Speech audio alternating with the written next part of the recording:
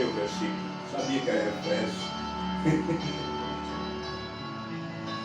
Eu achei o versículo hoje. Gosto. Olha, Eu achei. Capítulo 2. Vou ler agora na sequência.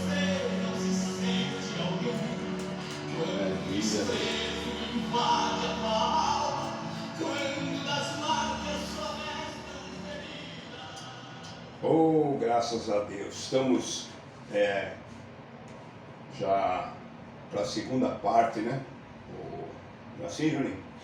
Segunda parte do nosso poder de filho. O que nós vamos falar agora é que um dos benefícios maravilhosos do Filho de Deus é que ele tem acesso a Deus. Antigamente não tínhamos acesso a Deus. Né? Nós éramos, como que diz aquele versículo de Romanos hoje? Destituídos, porque todos pecaram, né? Romanos 13, 23. E destituídos quer dizer separados, né? Afastados de Deus, né? 13, 23. É interessante nós meditarmos nisso aí. Agora não, nós temos acesso a Deus. Pode ler. Pois todos pecaram e carecem da glória de Deus. Aqui diz carecem da glória de Deus. E a outra versão fala que destituídos. Destituídos quer dizer separados, carecem, né, da glória de Deus. Né? O versículo que nós temos aqui na sequência, ele é Efésios capítulo 2 e versículo 18, mas eu quero ler a partir do versículo 17, aliás, do 16. E pela cruz reconciliar ambos com Deus em um corpo, matando com ele as inimizades. E vindo ele evangelizou a paz a vós que antes que estáveis longe, quer dizer, estávamos destituídos, estávamos separados, né? Ele fala aqui. E aos que estavam perto. Interessante. Esse que estava longe e que estava perto. Aí fala de gentios e judeus, não é? Isso. É esse o parecer? É. Né? O que estava mais perto é que já estava na conta, né? Né?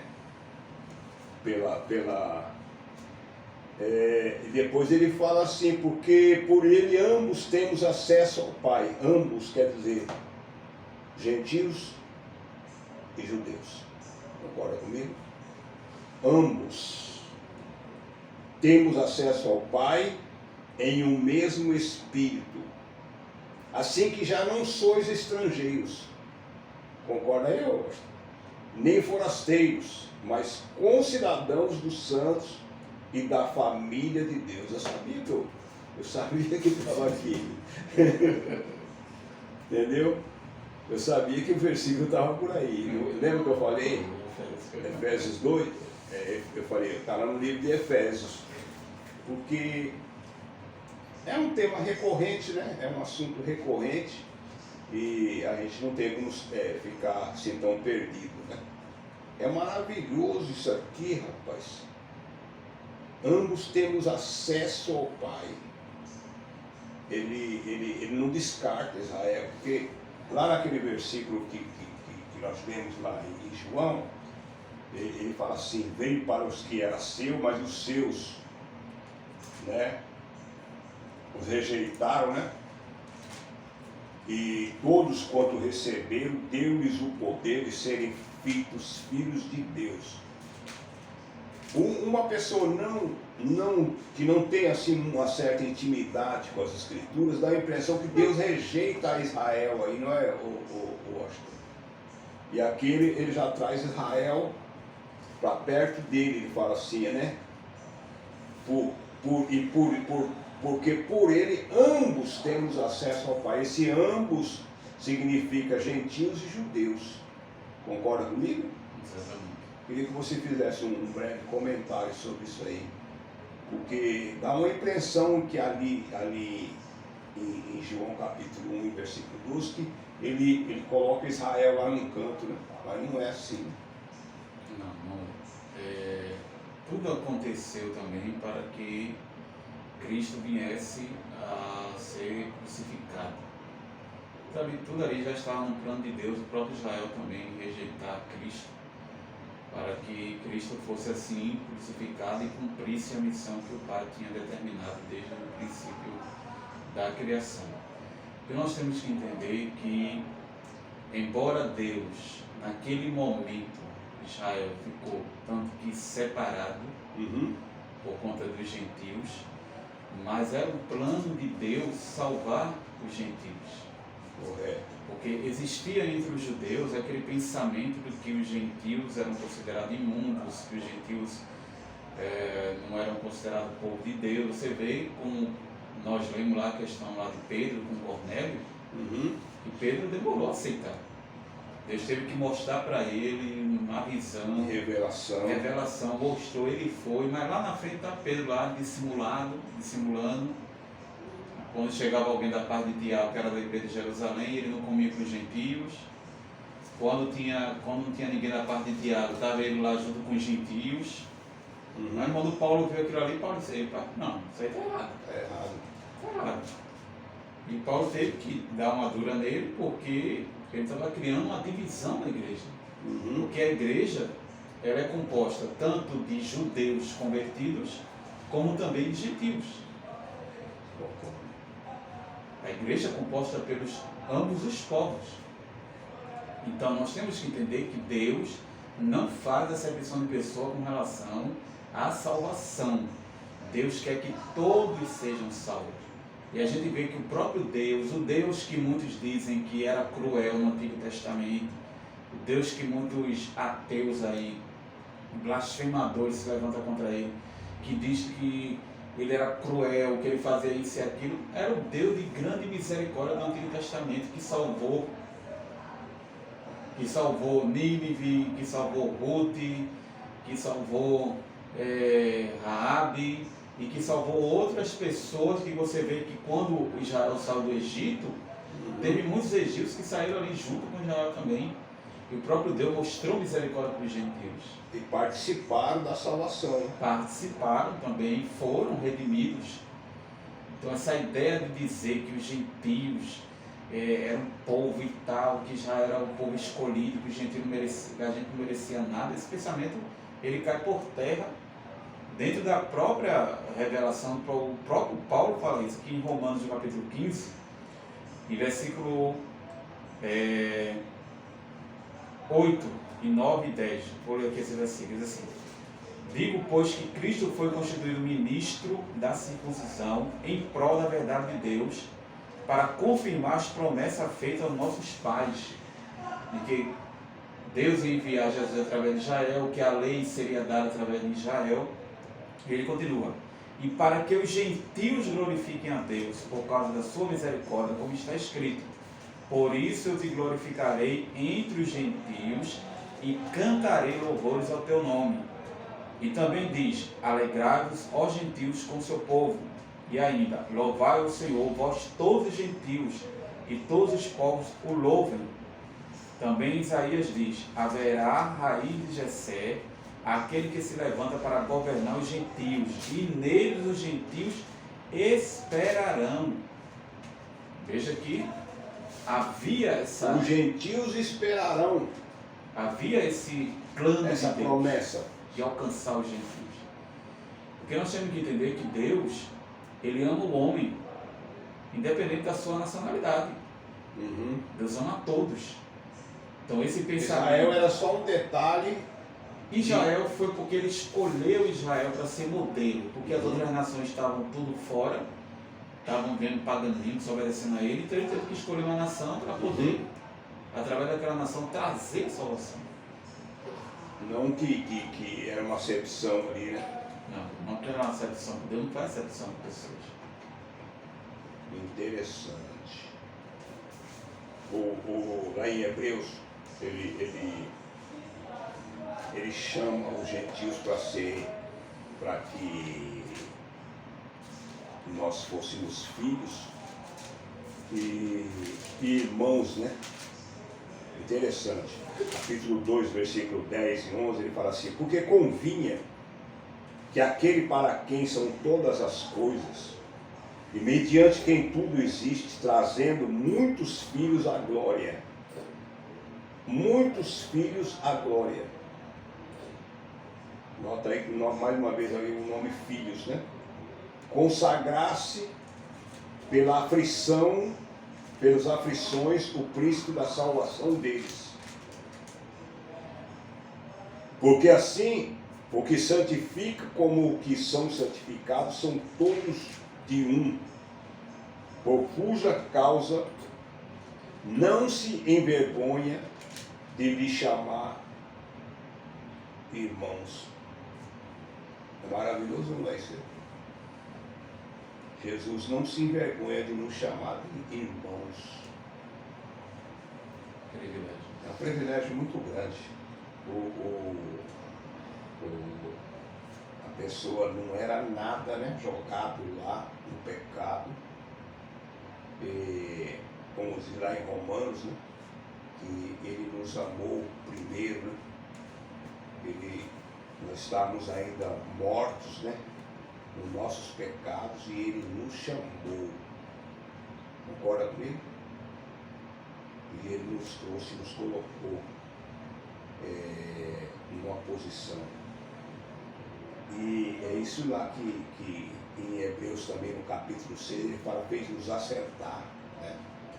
Em lugares celestiais, né? Uma posição do céu, né? Uma posição maravilhosa, né? Ele fecha um pouquinho aí o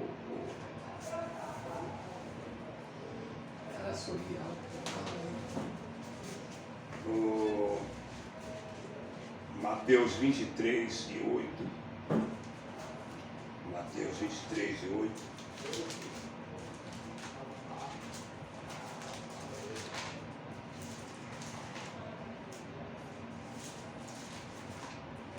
Mateus 23 e 8. Ele nos chama de irmãos, né? É assim. Vós, porém, não sereis chamados mestres, porque um só vosso mestre, e vós todos sois irmãos. A saber, o Cristo, e todos vós sois irmãos.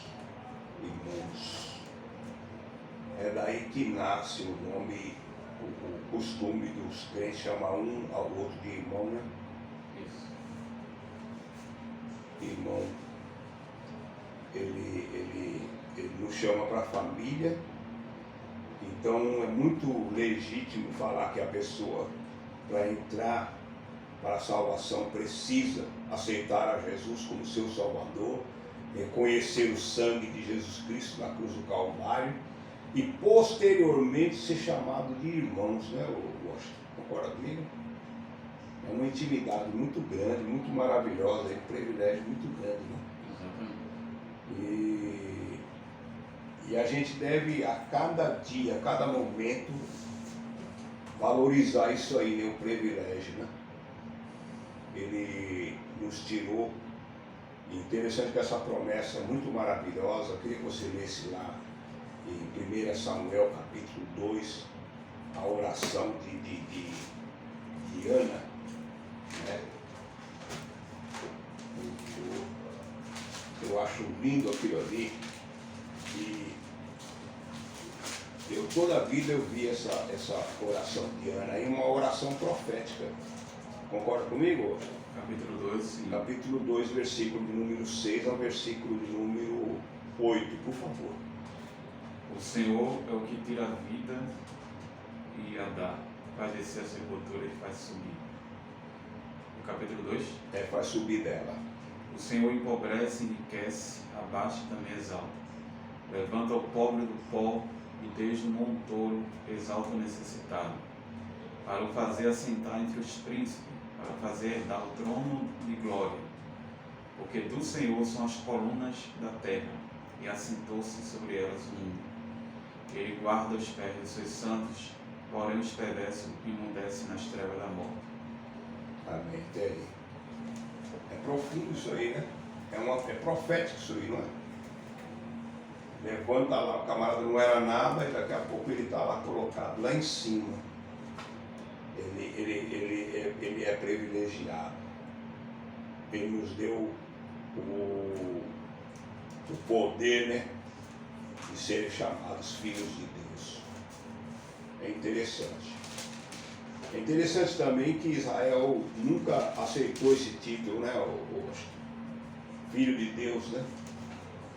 Eles tinham o filho de Deus somente como anjos, né?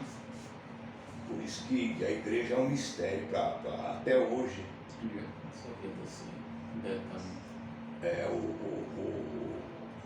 Os judeus no Antigo Testamento, na Torá, eles não aceitam ninguém ser chamado, considerado como filho de Deus. A questão da religião dele, né, que é monoteísta, né? Isso. Então eles faziam aquela ligação de ser filho de Deus como se fosse a mesma essência de Deus. Realmente eles não aceitavam. Prova tanto que quando Jesus disse que era filho de Deus, eles queriam apedrejar Jesus e tal. Esse é o grande mistério da salvação, sabia disso? Esse é o grande mistério. Eles não aceitavam. Eles consideravam Deus único e pronto, e que não tinha filho e acabou.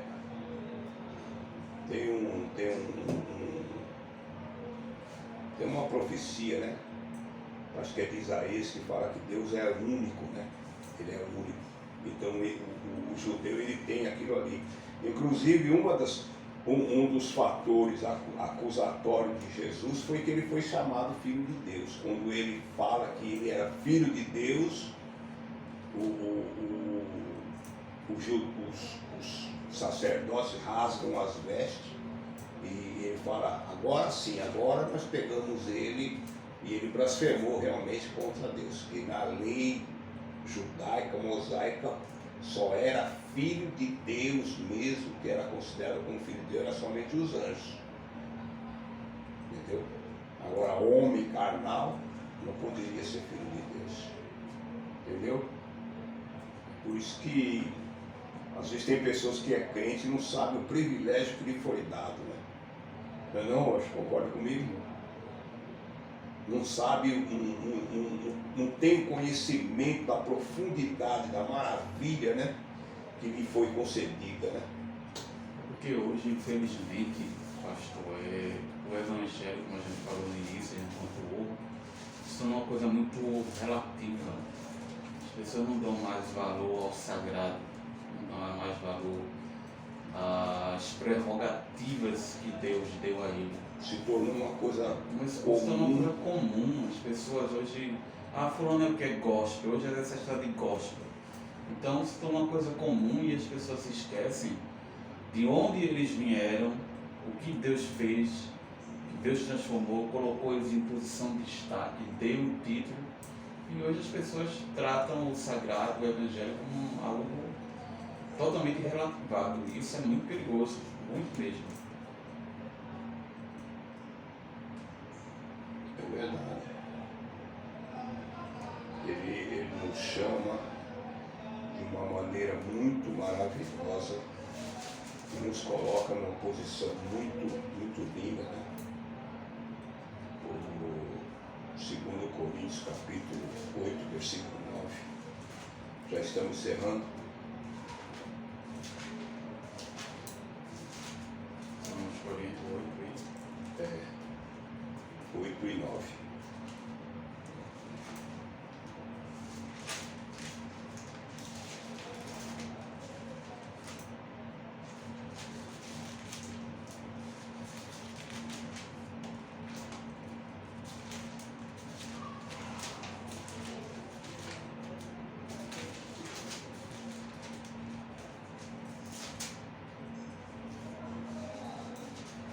Pois conheceis a graça do nosso Senhor Jesus Cristo, que, sendo rico, se fez pobre, por amor de vós, para que pela sua pobreza vos tornasse ricos. Talvez que a graça de Deus, a graça de nosso Senhor Jesus Cristo, sendo rico por amor de vós, se fez pobre, para que pela sua pobreza nos enriquecêssemos. Maravilhoso. Ele pagou o preço. Ele deixou a glória do Pai por 33 anos e para que nós tomássemos posse, né? Para que nós tomássemos posse da riqueza que há nele, né? Não só material, mas espiritual.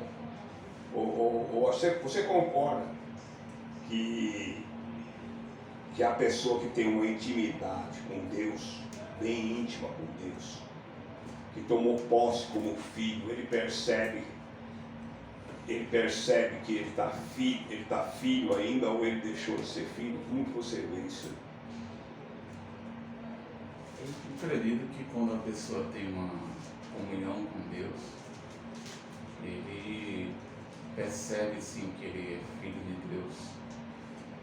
Porque filho de Deus é, como a gente falou desde o início, a questão da obediência. Filho de Deus está ligado muito à questão da obediência. Então, a partir do momento que a pessoa entra em caminho difícil, ele não pode se considerar mais filho de Deus. A realidade é essa, ele tem que ser considerado filhos da ira. Como o próprio Paulo fala aqui em Efésios, no capítulo 2, versículo 3, Paulo fala sobre isso, filhos da ira, os quais nós andávamos, filhos da...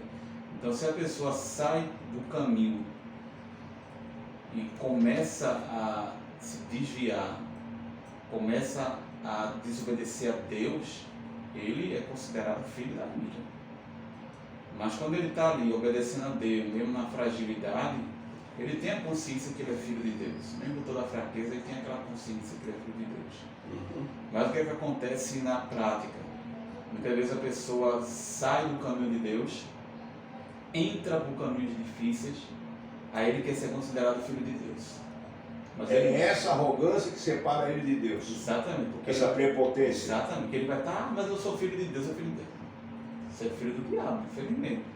Porque Jesus foi claro ali para os fariseus, quando vieram matá-lo, eles ali se reuniram para querer matar Jesus. Jesus disse: posso ir poupar o diabo, vocês querem me matar ele. Eles ficaram todos surpresos, porque até então era uma coisa que eles estavam planejando, mas Jesus foi lá e disse: porque filho de Deus é quem faz a vontade de Deus e ponto. Romanos capítulo 8, versículo 16, eu queria que você fizesse um comentário sobre esse versículo. Até que ponto, o comentário que eu quero é o seguinte: até que ponto que o Espírito Santo, né, ele testifica com o Espírito do homem que ele é filho de Deus, que ele continua sendo filho de Deus. Porque o interessante que não é ser. O que a colocação aqui não é o que eu estou dando ênfase aqui, não é ser. Aí continuar sendo. É disso que eu quero que você comente. Veja o versículo. O próprio Espírito testifica com o nosso Espírito que somos filhos de Deus. Vê. O próprio Espírito ele testifica com o nosso Espírito. A partir do momento que o cristão endurece o coração para o Espírito Santo, ele vai entrar em caminhos difíceis. Porque o Espírito Santo está ali testificando. Ele cauteriza o seu coração, a sua mente. Quando ele cauteriza a mente, quando ele resiste. O Espírito não pode mais falar com ele. Pode mais falar. Enquanto o Espírito Santo está ali, falando com ele, chamando ele à responsabilidade, ele está ali atentando. Ele está ali obedecendo, está procurando se corrigir. Ele fica frio, dissimulado a partir de então, né? Quando ele resiste, sim. Quando ele resiste, ele não fica totalmente alheio ao que o Espírito Santo fala. Então ele endurece o coração, resiste ao Espírito, e isso agora ele não é mais considerado filho de Deus, mas considerado bastardo. Claro que a gente não vai entrar no mérito na questão da eleição, né? Porque os predestinados, não, quem é eleito e não perde, que a gente sabe que não é assim, ele já tratou até isso em um podcast, que a filiação está vinculada à obediência. Esse é o ponto principal. A filiação do cristão com Deus está ligada à obediência. A partir do momento que ele deixa de obedecer, ele não é considerado filho de Deus. O escritor aos Hebreus é claro, ele é considerado bastardo. Porque Deus só considera filho quem obedece a ele. Claro, a gente não está falando aqui de perfeição, porque ninguém é perfeito. Mas a gente está falando aqui da obediência de Deus. Ele está falando, instruindo, e a pessoa está procurando andar como Deus quer. Mas a partir do momento que a pessoa caracteriza a mente, se rebela, não quer mais ouvir o Espírito Santo, Correto. se levanta contra Deus, blasfêmia, ele não pode ser considerado mais filho de Deus. É isso que Paulo tem, que ele relaciona lá em 1 Coríntios capítulo 11, que ele fala assim: por isso que há entre vós muitos fracos, muitos doentes e muitos que dormem. Esse dorme aí é que morreram, estão mortos espiritualmente, mas estão dentro da igreja. Sim. Canta hino, dá até glória a Jesus, né? Tem muitos dentro da igreja que estão mortos espiritualmente. Virou uma prática aquele negócio de dar glória a Jesus, de cantar, Tem um pregador que fica. de dizer que está alegre, né? O pregador fica mandando a pessoa dar glória a Jesus. Dê glória, assim. Eu discordo desses pregadores, tá? Fica forçando a igreja. Acho que não precisa disso. Washington, Paulo fala aí, né, que aqueles que comeram indignamente, né, por conta disso há muitos fracos, muitos doentes e muitos que dormem. E esse dorme quer dizer morreu, né? Na linguagem da morte, né, que nós estávamos comentando esses dias. Foram atingidos pela morte espiritual. Infelizmente, tem muita gente na igreja que estão mortos espiritualmente. E não perceberam. Não perceberam, estão mortos espiritualmente. Ele continua traindo a mulher, tomando uma cervejinha escondida. Continua caluniando, continua nas fofocas, continua fazendo coisa que Deus não se agrada. E a morte espiritual atingiu. Não há mais temor. Em muitos não. E outros têm temor. Muitas vezes ele faz aquilo ali, mas ele Não se sente bem. não se sente bem. Por que ele fez aquilo ali? Uma circunstância, algo aconteceu, a fraqueza veio, ele deu lugar. Mas tem pessoas que fazem porque querem, são obstinadas, e essas pessoas não podem ser consideradas filhos de Deus. Mas quando a pessoa está ali em fraqueza, mesmo não obedecendo a Deus totalmente como Deus quer, porque a gente sabe que ninguém atinge isso, mas a pessoa fez algo errado, de Deus, estou aqui, misericórdia, tem misericórdia de mim. A gente não está falando desse cristão, a gente está falando daquele que é obstinado, daquele que faz e pronto, cometeu o deslize e está ali, A mente se cauterizada. arrepende, a mente está cauterizada e fica ali, não tem pingo de arrependimento, não tem nada. Então essa palavra de 1 Coríntios capítulo 11 aí, e muitos que dormem, tem relação com aquilo que Jesus falou sobre o joio? Ó, não retira ele, não deixa ele aí. Sim, pode ter sim a colocação com relação ao joio, claro que pontuando que Porque muitas Paulo vezes, fala, há entre vós, né? mas pontuando que a questão do joio não está relacionada só dentro da igreja, mas tem pessoas dentro da igreja que estão mortas espiritualmente, estão em estado de morte. A gente vê lá o próprio Cristo falando na igreja de Sardes, né? Ele fala claramente em uma das igrejas aqui do Apocalipse, Sardes aqui, ao anjo da igreja em Sardes escreve: estas coisas diz aquele que tem 7 Espíritos de Deus, 7 estrelas, conheça as tuas obras, que tem nome de que vive e estás morto. Tem nome de que vive E está morto. estás morto. É aquela pessoa que se considera filho de Deus, mas anda praticando o Deus sagrado, de forma contínua. Morreu e não percebeu. Morreu e percebeu. Estou falando de forma contínua. Não estou falando daquele deslize que o camarada comete e pede perdão a Deus. Isso. Estou falando daquele camarada que vive Orou, se arrependeu, né? continuadamente desobedecendo a Deus. Acostumou o pecado. Isso. Então, infelizmente, tem muitas pessoas que estão nesse nível dentro da igreja e, infelizmente, se Cristo vier, eles vão ficar. Não tem sentimento nenhum. Perderam totalmente o sentimento.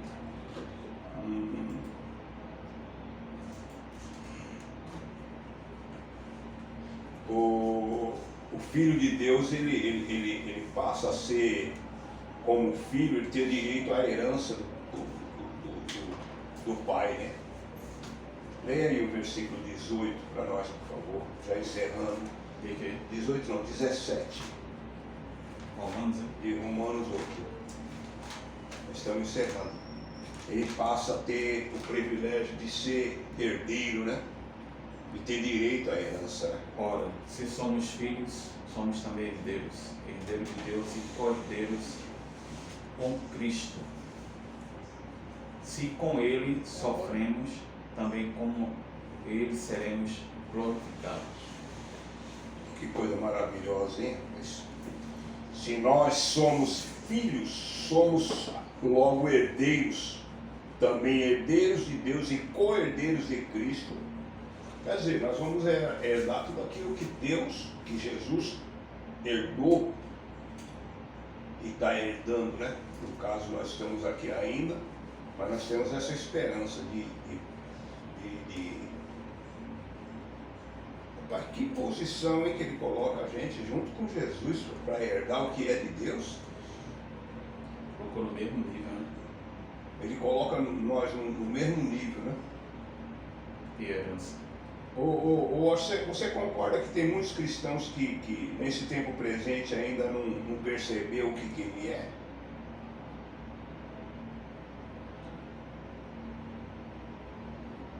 Quando Jesus fala assim, agora se peguei, aquele versículo que Jesus fala, como que você vê aquele versículo? Ele fala com relação somente aos discípulos ou ele transfere? Você pode receber aquela mensagem? Porque nós não somos mais criança, porque tem crente que ainda é meninão na palavra, né, Washington? Ele pega tudo, é Deus que está falando, não, isso aqui é para mim. Mas ele não sabe que tem muitas coisas que Jesus falou, ele estava se relacionando somente aos apóstolos, aos discípulos. Agora, como que você pega essa mensagem?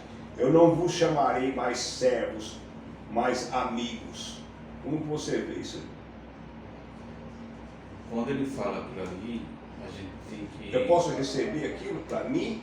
Fazer o paralelo com outra passagem correlata que ele diz: vós sereis meus amigos se fizer o que eu vos mando. Como ver isso aí, Washington, por favor? É lá no 14 ou 16? É 14.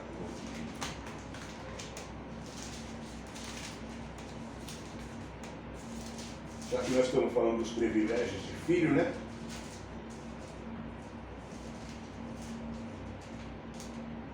É 15, né? 15, né? 14, 15, 14 e 15.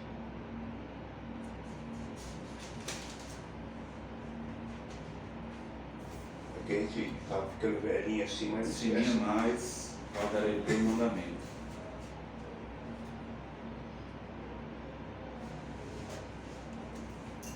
Se me amar, e guardarei os meus mandamentos. 15 e 14.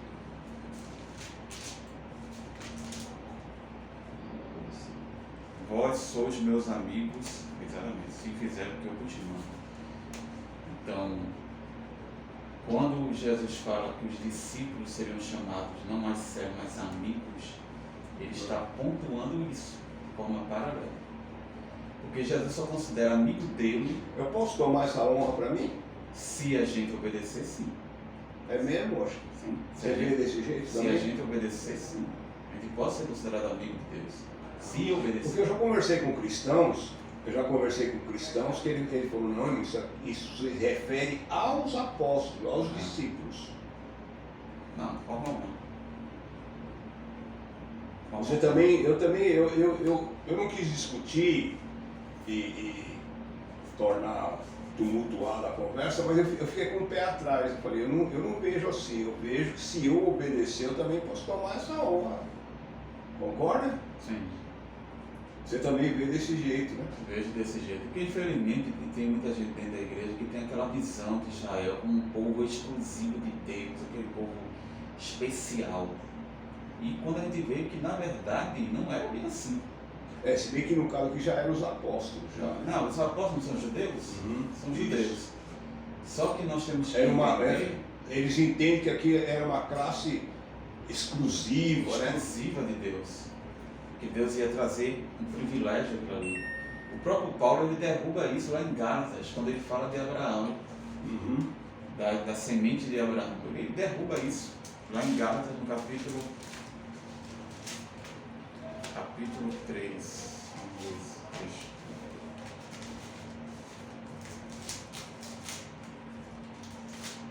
Eu acho maravilhoso. Depois nós vamos ler o 15 aqui. Eu segurei aqui, viu? Pode ficar à vontade aí. Aqui é Bíblia.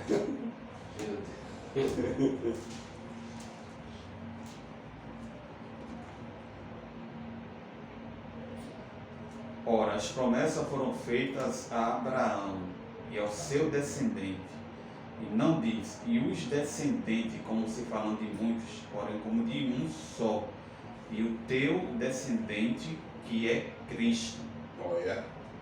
Então, a promessa foi feita através de Cristo que Deus iria alcançar as outras nações.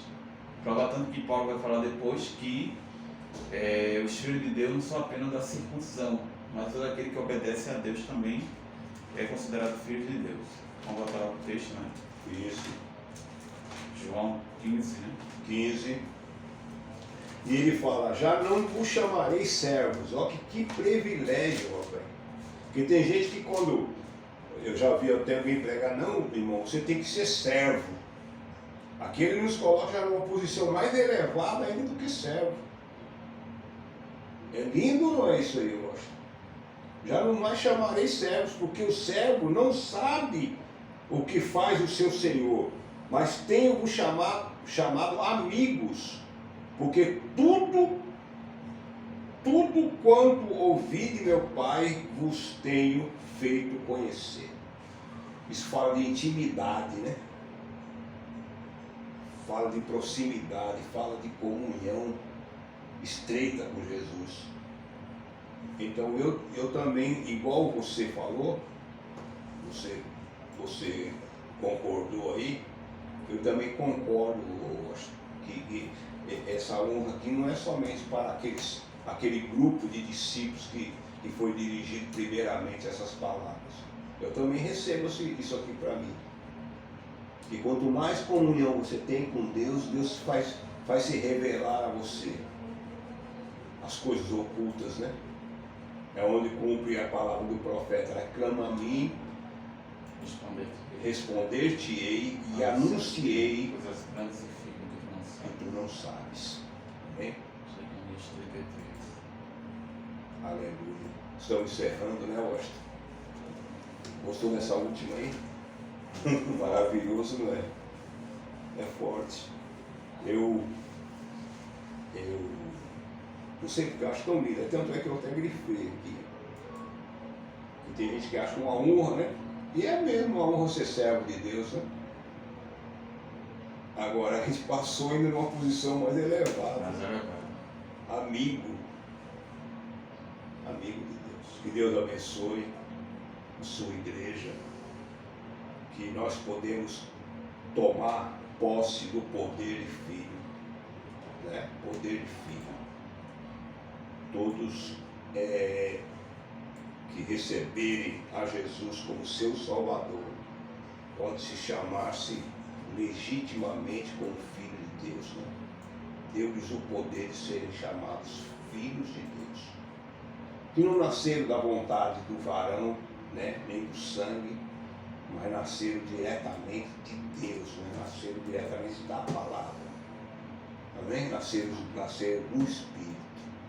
Então é um tipo de classe de pessoas que hoje está totalmente no contraditório, né? Hoje em dia estão brincando com a salvação, estão brincando com a palavra de Deus, mas é cumprimento também. Eu me alegro, tem crente que fica triste, né? De ver tanta coisa errada acontecendo nas igrejas, no meio da cristandade, e eu me alegro. Eu ao contrário, eu me alegro. Infelizmente. Mas Jesus já tinha previsto isso. Que um ao outro haveria de se odiar, né? Se levantar um contra o outro. Que o amor de muitos, né, haveria de esfriar. Esse amor aí não é só amor um pelo outro, não, é amor às coisas de Deus também. Então nós que somos os remanescentes devemos estar firmados. Não devemos sair da nossa posição. Concorda, hoje? Exatamente. Devemos permanecer. Pai querido, eu te agradeço, Senhor, por esses momentos tão preciosos na tua presença. Deus abençoa a igreja desta última hora. Deus abençoa o teu povo. A tua igreja, Senhor amado, que persevera, que está em pé ainda. A tua igreja, Senhor amado, que espera a tua vinda gloriosa. Deus, abre-nos a mente para conhecermos e andarmos no mistério da salvação. Que a cada dia possamos reconhecer o sacrifício de Jesus Cristo, seu Filho, feito por nós na cruz do Calvário, pelo seu sangue derramado para a purificação dos nossos pecados. Deus, alcança muitas vidas ao ouvir este vídeo, Senhor. Abençoa meus companheiros que estão aqui nesse estúdio, ajuda esta organização chamada Projeto Puri. Pastor Ezra, todos os projetos da sua vida.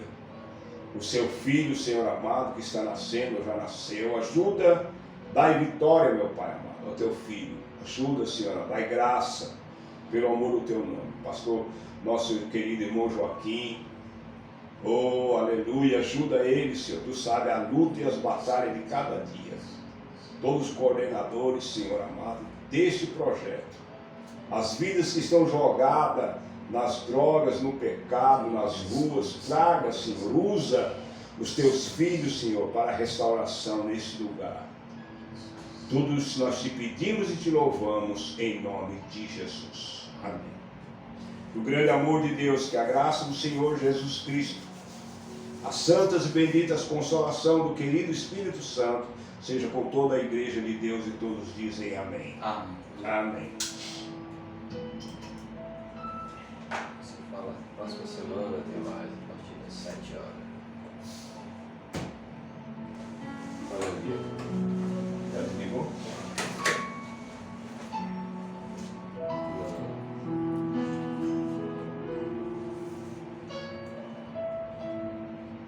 Então desliga. Desliga o